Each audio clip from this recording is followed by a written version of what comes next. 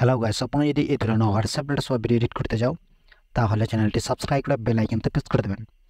প্রথমে এই অ্যাপসটাকে আমরা এখান থেকে ওপেন করে দেব, লাইট মোশনটা ওপেন করে নেব। আসার পরে এখান থেকে কী করব, এখান থেকে নিচে একটা প্রজেক্ট বলে যে অপশন আছে সেখানে ক্লিক করে দেবো। ক্লিক করার পর এখান থেকে একটা প্রজেক্ট পাবো, সেই প্রজেক্টটা আপনারা এখান থেকে ডাউনলোড করাবেন, ভিডিও নিচে দিয়ে দেবো। তো কী করবো, প্রজেক্টটা আমরা এখান থেকে ওপেন করে নেব। ওপেন করার পর কী করবো, নিচে দিকে চলে আসবো। আসার পরে এইখান থেকে দেখতে পাবেন এইগুলো সব ফন্ট অ্যাড করা আছে, তো আপনারা এইখান থেকে চেঞ্জ করে নিতে পারবেন ফন্টটা। তো কী করবো, এই যে অপশানটা আছে হলুদ পরা সেখানে ক্লিক করবো, ডাবল এই যে অপশান আছে সেখানে ক্লিক করবো। ক্লিক করার পর কী করবো, উপরে যে আলোচনা আছে সেখানে ক্লিক করে এখান থেকে এই যে ভিউ অল যে ফন্ট আছে অপশান সেখানে ক্লিক করে দেবেন। এখান থেকে আপনারা ফন্টগুলো এখান থেকে চেঞ্জ করে নিতে পারবেন। তো আমি এটাকে কী করবো, এখান থেকে আমি চেঞ্জ করবো না, তো আমি এখান থেকে ব্যাক চলে আসবো। তো আপনারা এখান থেকে চেঞ্জ করে নিতে পারবেন। তো করার পরে কী করবো, এইদিকে চলে আসবো। আসার পরে দেখতে পারবেন এইখানে সব এই প্রজেক্টের সব ছবিগুলো অ্যাড করতে পারবেন। তো আমি এখানে অ্যাড করে নিতে তো আমি এখান থেকে অ্যাড করে রেখেছি, তো আপনারা এখান থেকে চেঞ্জ করে নিতে পারবেন।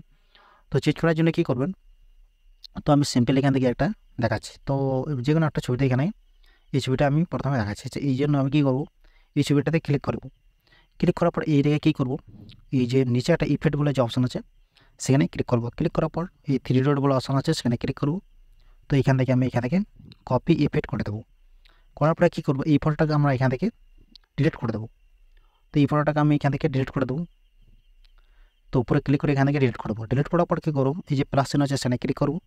ক্লিক করার পর মিডিয়াতে ক্লিক করবো। ক্লিক করার পর এখান থেকে একটা ছবি এখান থেকে সিলেক্ট করে নেবো। সিলেক্ট করার পর কী করবো, এই যে অ্যারো চিহ্ন আছে সেখানে ক্লিক করলেই সেখানে বিটমার্ক পর্যন্ত চলে আসবে। তো এখানে ক্লিক করে দেবো, তো চলে এলো। হওয়ার পরে কী করবো, এই যে অপশানটা আছে সেখানে ক্লিক করবো। ক্লিক করার পর বাকি পার্টটা এখান থেকে ডিলিট হয়ে যাবো। ডিলিট হওয়ার পর কি ওটাকে কী করবো, একদম আবার এইখানে আবার ছবিটাই ক্লিক করবো। ক্লিক করার পর এটাকে কী করবো, এই ছবিটা ক্লিক করার পর ইফেক্টে যে অপশান আছে সেখানে ক্লিক করে দেবো। ক্লিক করার পর 3 ডটটা ক্লিক করবো, এখান থেকে পেস্ট ইফেক্ট করে দেবো। তো দেখতে পারবেন এই ছবিটা একদম এইখান থেকে চেঞ্জ হয়ে যেতে, আর ইফেক্টটাও এখান থেকে অ্যাড হয়ে গেছে। দেখতে পাচ্ছেন এটাও অ্যাড হয়ে গেছে। তো আবার সিম্পল আবার এটাকেও দেখাচ্ছি আমি এখান থেকে এই যে ফটোটা আছে সেখানে ক্লিক করবো। এটাকে আবার এই যে অপশানটা ইফেক্টগুলো অপশান আছে সেখানে ক্লিক করবো।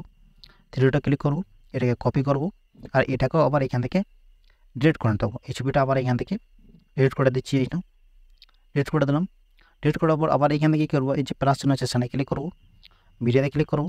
এখান থেকে আরেকটা ছবি এখান থেকে সেট করে নেবো।